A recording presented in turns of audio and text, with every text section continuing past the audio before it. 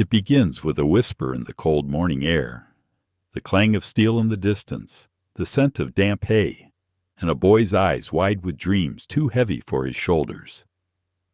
You are not yet a knight, not even close. You're a child of maybe 7, barefoot in the mud, standing behind the stables with a wooden sword you carved from scrap. But already you imagine your name echoed in the halls of kings. Already you've started the journey. Becoming a knight in medieval times didn't start with glory. It started with service.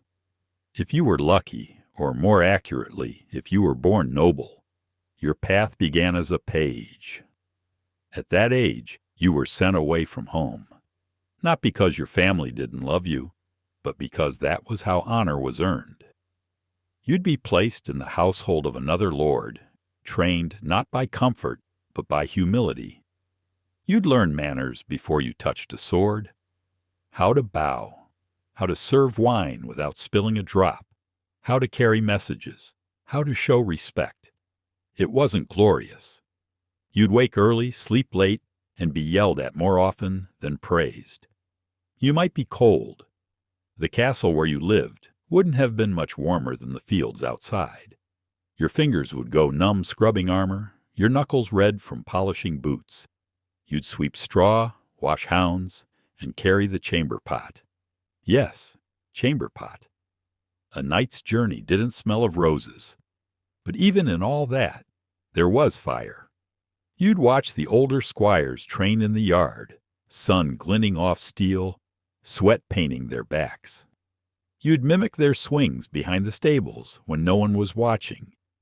You'd sneak into the armory just to run your fingers across the hilt of a real sword.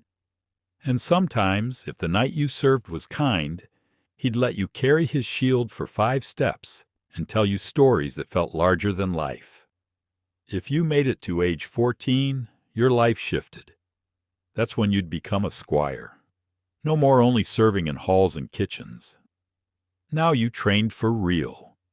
You'd start to wear real armor, not full plate, but heavy enough to bruise your collarbone and blister your palms. You'd learn to clean weapons until they shone, to saddle a horse in moments, to fight, fall, and fight again. Every bruise became a lesson. You weren't trained gently. You were knocked down so you'd learn how to get up faster. Swordsmanship, jousting, wrestling, it was all a blur of sweat and dirt. And the knight you served? He wasn't your friend. He was your test. If he trusted you, he'd let you ride beside him in battle. But first, you had to prove you'd bleed for him. Loyalty wasn't a word in books. It was something you showed with cracked ribs and split lips and no complaints. There were other lessons, too. You had to learn to read just enough. Battle plans, orders, sometimes even letters from lords. You learned to judge a man's eyes before his blade, to spot a liar from the way he held his hands. You'd learn silence was sometimes more powerful than any threat. And you'd learn that fear was a constant companion, but never your master. Your days weren't just blood and bone. There were tournaments, too. That's where you truly got tested. Squires competed, showing off for watching nobles, hoping one might notice. You'd fight in mock battles, your heart hammering like war drums. Even in play, injuries were real. A broken jaw here, a fractured wrist there. But if you fought well, rumors would start. Whispers that maybe, just maybe, you were almost ready. The path wasn't the same for everyone. Some boys stayed squires for life. Others were knighted young, on battlefields, not in banquet halls. Blood earned faster honor than ceremony. If you stood your ground when others fled, if you protected your knight when all else failed, you might feel the flat of a blade on your shoulder that very night, with nothing but firelight and stars as witness. But more often, it took years. Years of hardship. Years of swallowing pride. Years of watching others rise before you. Until finally, your name was called. You'd kneel. Your heart would pound so loudly you wouldn't hear the prayers. The sword would touch one shoulder, then the other. You are no longer a boy chasing stories. You are now the story. And that's just the beginning. The sword feels heavier now. Not because it weighs more, but because you finally understand what it means to carry it. You're no longer a squire chasing glory. You're a knight. But this isn't the dream you had as a boy behind the stables. It's colder, sharper, real. There's no magic moment when you become fearless. Fear still lives in you, quiet and patient. The difference now is you ride toward it instead of away. You wake up every day not knowing if it will be your last. You've trained for years, but nothing prepares you for the sound of real steel sliding through flesh. Nothing prepares you for the silence that follows a man's last breath. Your duties begin the moment the ceremony ends. There's no time for celebration.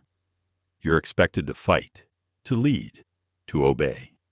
You serve a lord now, not just one man, but a whole estate. You ride to villages that smell of wood smoke and worry. You collect taxes, break up fights, judge disputes over pigs and fences. It isn't glorious. Half the time, people don't look at you with respect. They look at you with fear, or hate, or desperation.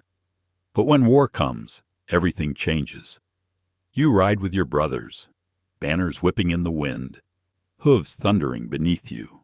The sky stretches wide and gray, and you feel the world press in. Before the clash, there's a silence, a sacred, breathless stillness. Then a trumpet, then chaos. You charge with your lance down, your body a machine of iron and instinct. You don't think, you react. A wrong move, and you're dead. You hear the screams of men trampled under horses, the crunch of bone beneath hooves. You smell blood. You taste it. And if you survive, you carry the weight of it. You carry the faces of those who didn't. You carry the sound of your friend's voice when he called your name, and you couldn't get to him in time. These things don't go away. They just get quieter with time, until night falls and you're alone again. But knighthood isn't only about war. It's about service. You're expected to be more than a sword. You swear to protect the weak, to defend the church, to uphold justice. These aren't just words, they're chains. Every action is watched. Every decision is judged. Mercy is strength. Cruelty is weakness. You're not allowed to be just a man anymore. You must be a symbol. You attend feasts in crowded halls lit by candlelight. You wear fine clothes you barely recognize yourself in. You nod and bow and speak carefully, because one wrong word can end everything. Behind the wine and music, there's always politics. A glance, a whisper, a rumor. It can turn allies into enemies overnight. And in those halls, betrayal hides behind smiles. You're also expected to marry, to produce heirs. Your bride might be a stranger, a political match. You may have never spoken to her before the wedding, but it's duty, and in time, maybe even companionship, if you're lucky. When you travel, people bow. Children point. They've heard stories about you. They imagine you slaying dragons and rescuing princesses. You smile, but inside, you remember the mud, the wounds, the screams. The truth is messier than the songs. Sometimes you're called to tournaments, not for war, but for show. You ride in shining armor, your horse draped in colors, the crowd cheering your name. You tilt against another knight, your lance shattering against his shield. And for a moment, it feels like the dream you had as a child. For a moment, it's beautiful. But it never lasts. The armor weighs more with every year. Your shoulders ache. Your fingers stiffen. The blade feels less like an extension of you, and more like a burden. You start to realize you're not invincible. You've watched better men fall. You've lost friends. And you've seen young squires, full of fire, look at you the same way you once looked at your knight, with awe and hunger and dreams. You train them now.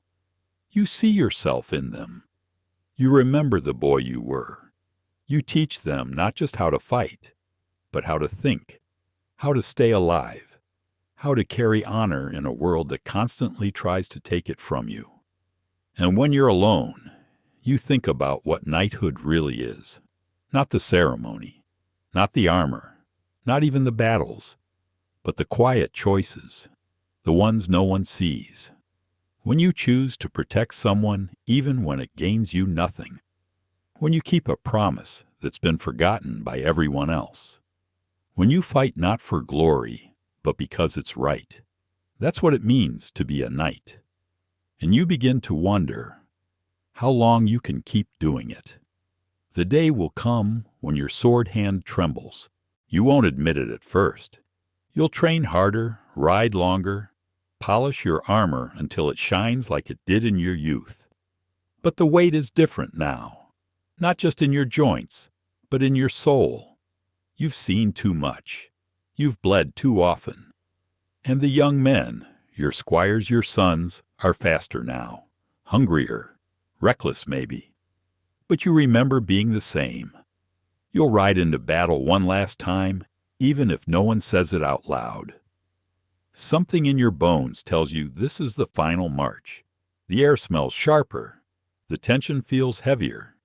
You don't ride for glory now. You ride for those behind you. For the village that still believes in your name.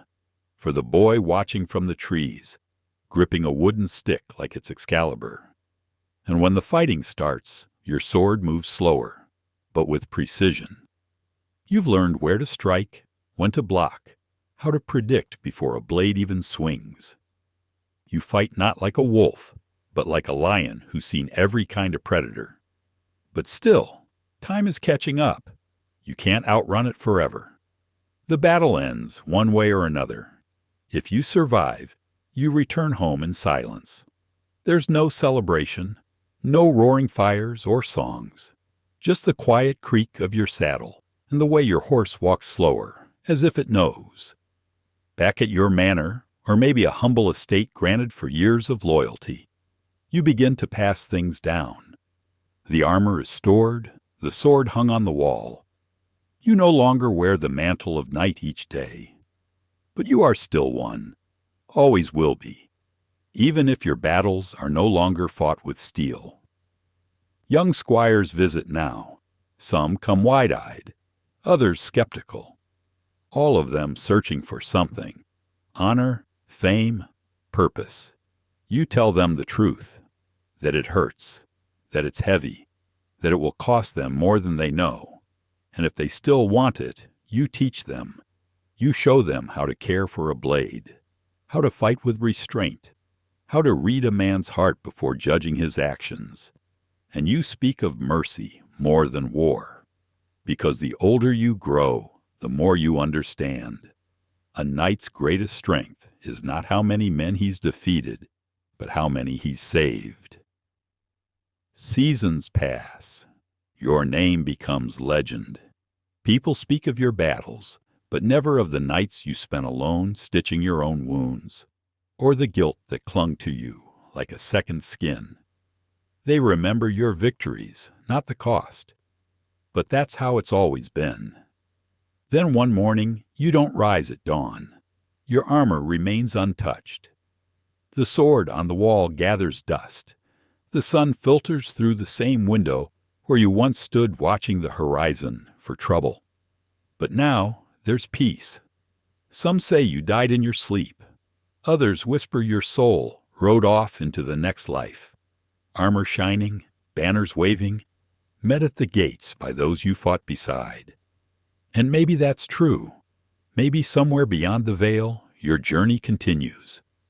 Back in the village, the boy with the wooden sword grows older. He walks past your statue, or maybe just a simple gravestone. He looks up and wonders what it must have been like to be a knight. And he dreams. And so the cycle begins again. because the path of a knight never truly ends. It lives in the stories, in the teachings, in the choices made when no one is watching. It lives in every boy who dares to believe he can be more than just a name. And long after your sword has rusted, the legend remains.